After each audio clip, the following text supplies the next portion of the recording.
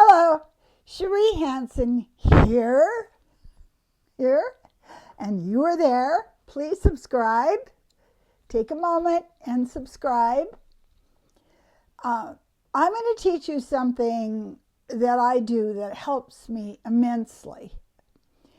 I like to think in metaphors. A lot of times when I feel muddy or confused, overwhelmed, like I'm going through a windstorm of obstruction and things in my way, and I just, you're trying to have one thought and other things come in and all the rest of it. Here is what I do to help me clarify some things. Okay? Ready? How do you see your body? I understood when I was working on myself, when I was growing, when I was shifting my relationship with my body and the way I lived my life, that I saw my body as a donkey. And this is the vision I had. The donkey was strong and it would go up the hill, but you had to really hit it with your heels or swack it with a stick.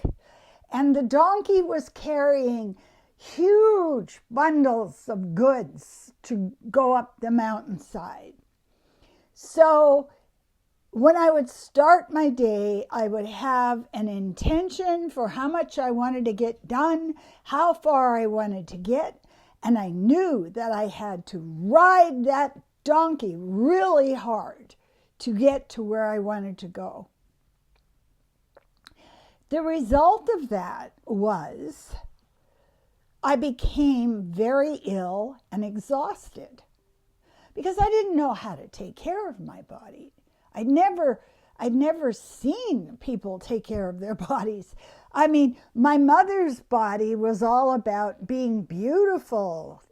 She walked the runway at the hairdresser's show. She had fantastic evening gowns and many, many, many pair of shoes. And her hair was gorgeous. It looked like, some plaster of Paris construct of curls.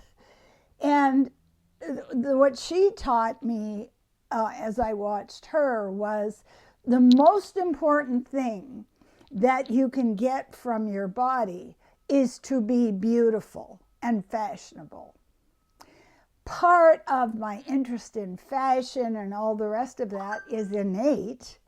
It wasn't from her imprinting. It's something that is within me. Because you can tell, because when I see something different and exciting and fun, I will get what I call the warm burn, the high heart burn. You're still like, whoa, so exciting. This is exciting. This scarf is amazing. And my father, with his various addictions and mental illness, saw his body in a way that was similar to my mother's, in that he had to look strong. I remember his hands very clearly. He had the veins popping out in his arms that a bodybuilder gets when somebody is just massively built and cut. But that was his protection. That is what he took into the world, to let other people know that you don't mess with me. The other part of his attitude toward his body was it was a vehicle for escaping reality. If he drank enough, if he did drugs enough, if he was out of his head, if he was disconnected from his body, then he was safe. So this is, this is a disconnect from the body, not listening to the messages. Some people see their bodies as a parrot. Let me explain this. I have coached so many people and they've taught me so much. The body is just yapping at me all the time. You know, it's telling me things. It's rah, rah. And so what they try to do is put the pillowcase over the cage so that the parrot stops talking to them.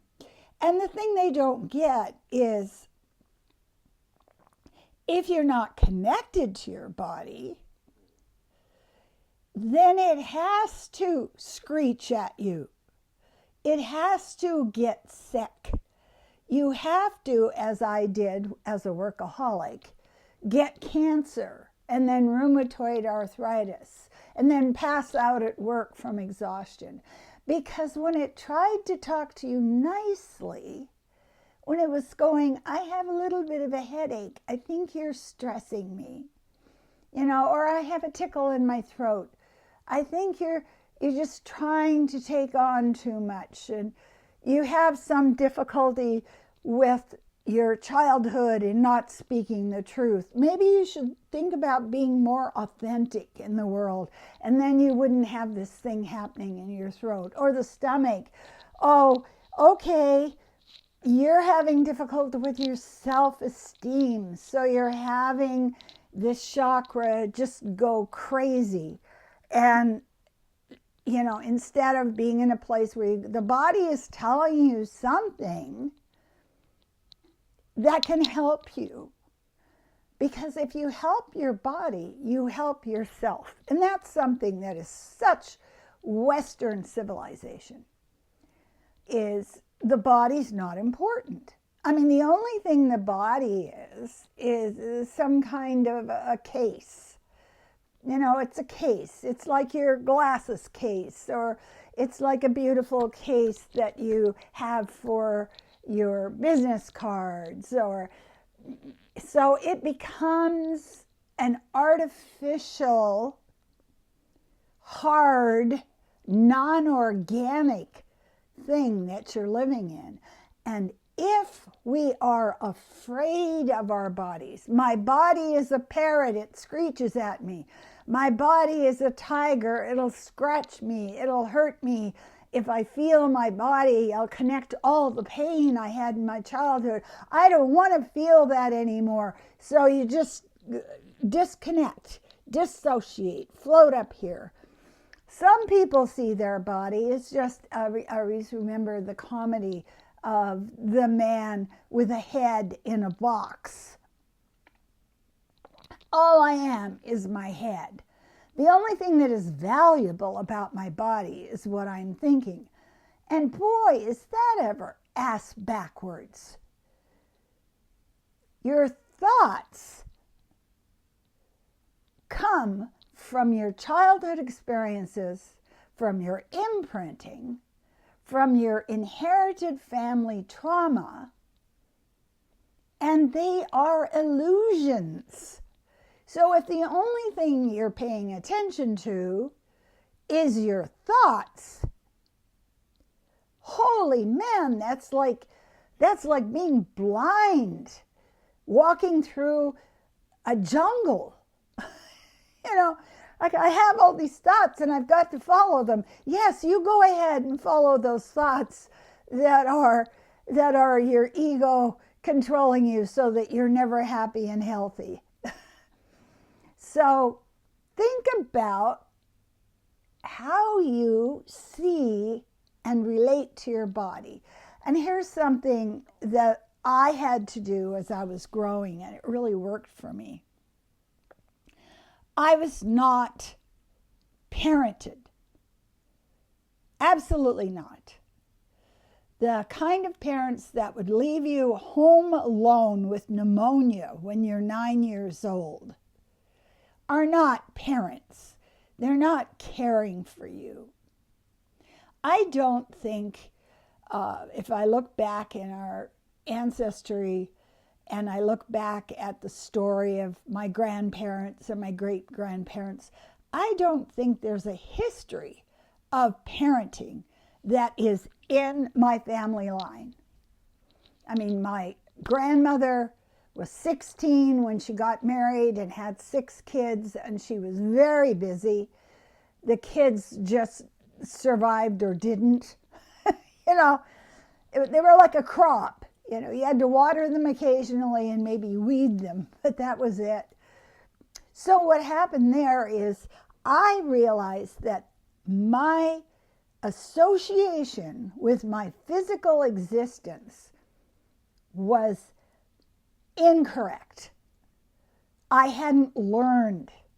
I hadn't been parented. So the first thing I did was I went out and bought a flannel soft nightgown, because I realized that the fact that I couldn't sleep at night, that I woke up with nightmares night after night, was because I didn't feel safe in my body and I didn't feel safe in my bed.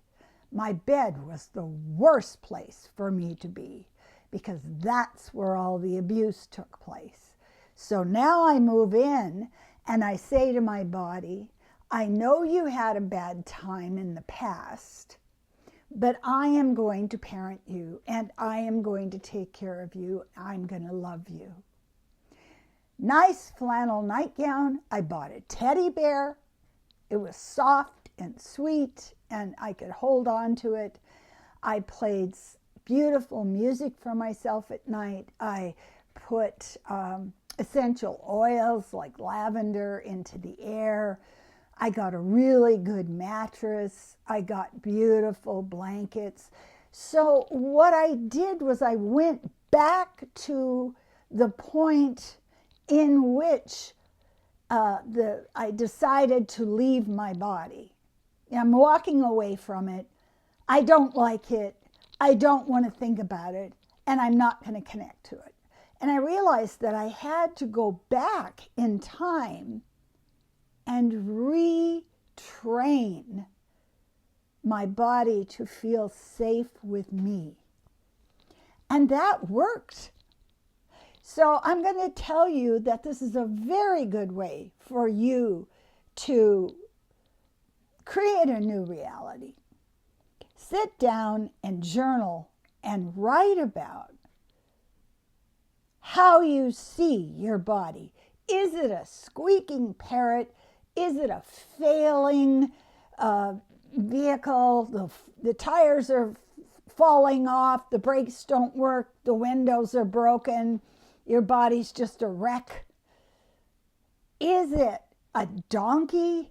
Is it a greyhound? What you're doing with your life is you're chasing and chasing. Oh my God, I know so many people that think their body is a greyhound. And the problem is you'll never catch the rabbit. Think about that. The adrenaline that releases as you are chasing something is all the pleasure you can hope for in your body, because you're just not connecting to it properly. Please do subscribe. I would like you to help me drive my videos up higher so more people can find them. I know that I'm helping people. I get so much good feedback about a message that shifted their thinking and changed. As Bashar said, you go to another timeline of what your life is. You swing over to another tree on a vine, and it can be so much better for you. Your past is not a predictor of your future. What is a predictor of your future is how you treat yourself. And that can change everything. Get a hold of me if you would like a coaching, if you would like to make a contract with yourself and make a promise to yourself, and I can help you set that up. It works really well. And I can use my channel. I can use my distance vision to see your energy and know exactly the one thing that can change everything. The one thing can change everything. And I want to say to you, It means so much to me that you have stopped to view my YouTube video. I appreciate you.